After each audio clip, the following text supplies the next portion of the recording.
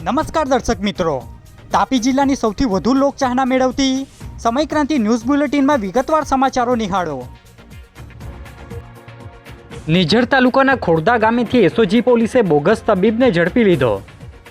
તાપી જિલ્લા એસઓજી પોલીસે બાતમીના આધારે નિઝર તાલુકાના ખોડદા ગામેથી બોગસ તબીબને ઝડપી લઈ કાર્યવાહી હાથ ધરી છે, જેમાં પોલીસે બોગસ તબીબ સુભાષ પાટીલ કોઈપણ પ્રકારની ડિગ્રી વગર પ્રેક્ટિસ કરતો હોય જેને 59,203 રૂપિયાના મુદ્દામાલ સાથે ઝડપી લઈ કાર્યવાહી હાથ ધરી છે, જે માહિતી શુક્રવારના રોજ 3 કલાકે મળી હતી।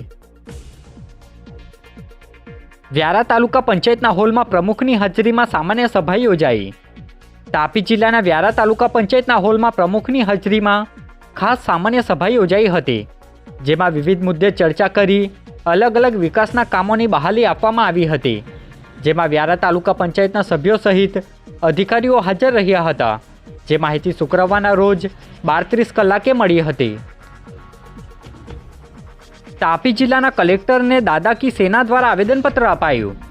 તાપી જિલ્લાના કલેક્ટરને દાદા કી સેના દ્વારા આવેદન આપી રજૂઆત કરાઈ હતી, જેમાં આવનાર 31મી ડિસેમ્બરને લઈ પોલીસ દ્વારા સઘન ચેકિંગ કરવામાં આવે અને યુવા વર્ગ મદિરાપાન કે અન્ય કોઈ નશાકારક પ્રવૃત્તિ નહીં કરે એ બાબતને ધ્યાને રાખી વિવિધ મુદ્દા આવરી લઈ આવેદન આપી રજૂઆત કરવામાં આવી હતી, જે માહિતી શુક્રવારના રોજ 2 કલાકે મળી હતી।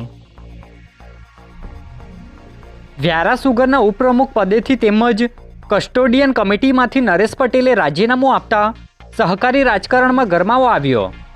વાલોડ તાલુકાના બુટવાડા ગામના સહકારી આગેવાન નરેશ પટેલ દ્વારા વ્યારા સુગરના ઉપપ્રમુખ પદેથી તેમજ કસ્ટોડિયન કમિટીમાંથી રાજીનામું આપી દેતા સહકારી રાજકારણમાં ગરમાવો આવ્યો છે, જેમાં તેઓ દ્વારા સુમુલ ડેરીના ચેરમેન અને વ્યારા સુગરના ચેરમેન માનસિંહ પટેલ દ્વારા મનસ્વી વહીવટ કરતા હોવાના આક્ષેપ સાથે રાજીનામું ધરી દેતા ભાજપ સહિત દક્ષિણ ગુજરાતના સહકારી રાજકારણમાં સોપો પડી ગયો છે, જે માહિતી શુક્રવારના રોજ 4 કલાકે મળી હતી। નિઝર તાલુકાના દેવાડા શાળા નજીક માવઠું પડ્યું। તાપી જિલ્લાના નિઝર તાલુકામાં વાદળછાયા વાતાવરણ વચ્ચે કમોસમી માવઠું કેટલાક વિસ્તારોમાં પડ્યો હતો, જેમાં નિઝર તાલુકાના દેવાડા ગામની પ્રાથમિક શાળા નજીક સામાન્ય માવઠું પડતા વાતાવરણમાં ઠંડક પ્રસરી હતી। જો કે સામાન્ય માવઠા વચ્ચે ખેડૂતોની ચિંતામાં હાલ વધારો થયો નથી। જો કમોસમી વરસાદ વધુ પડે તો ખેડૂતોના પાકને નુકસાન જવાની ભીતિ સેવાઈ રહી છે, જે માહિતી શુક્રવારના રોજ 5 કલાકની આસપાસ મળી હતી। વ્યારા શહેરના ઝંડા ચોક ખાતે તુલસી પૂજન તેમજ યુવા જાગૃતિ સંમેલન કાર્યક્રમ યોજાયો। તાપી જિલ્લાના વ્યારા શહેરના ઝંડા ચોક ખાતે સામાજિક કાર્યકરો દ્વારા કાર્યક્રમનું આયોજન કરવામાં આવ્યું હતું, જેમાં રાજ્યના નિવૃત્ત આઈજી ડીજી વણઝારા ઉપસ્થિત રહ્યા હતા, જેમાં સામાજિક અને રાજકીય આગેવાનો હાજર રહ્યા હતા, જેમાં વિવિધ મુદ્દે માર્ગદર્શન આપવામાં આવ્યું હતું, જે માહિતી 10 કલાકે મળી હતી। તાપી પોલીસ ભવન ખાતેથી ડીવાયએસપી દ્વારા પશુ હેરાફેરીના ગુના બાબતે માહિતી આપી। તાપી જિલ્લાના પોલીસ ભવન ખાતેથી ડીવાયએસપી પ્રમોદ નરવડે દ્વારા પશુ હેરાફેરીના ગુનામાં ઝડપાયેલા આરોપીઓ અંગે માહિતી આપી હતી, જે માહિતી 11 કલાકે મળી હતી। આરજી પાસિંગ તથા એક ગુજરાત પાસિંગની 2 ટ્રકો કુલ 25 નંગ ભેંસો ભરીને પસાર થતી હતી અને આ બંને ભેંસોની ગાડીઓને ડિટેન કરવામાં આવેલ છે અને વ્યારા પોલીસ સ્ટેશને સદર કામે એફઆઈઆર જુદા જુદા એક્ટ મુજબ દાખલ કરવામાં આવેલ છે, જેમાં પશુ પ્રત્યે ઘાતકીપણાનો કાયદો, ગુજરાત પશુ સંરક્ષણ અધિનિયમ, essential commodities cattle control act તથા પ્રાણીઓને વહન કરવાના સુધારા અધિનિયમ તથા સેન્ટ્રલ મોટર વ્હીકલ એક્ટ તથા ગુજરાત આવશ્યક ચીજવસ્તુ અધિનિયમ અને ઢોર નિયંત્રણ અધિનિયમ મુજબ આ ફરિયાદ દાખલ કરવામાં આવેલ છે, જે કામે કુલ 6 આરોપીઓ પૈકી 4 આરોપીઓની ધરપકડ કરવામાં આવેલ છે અને 2 જે આરોપીઓ છે તેમને વોન્ટેડ જાહેર કરવામાં આવેલ છે।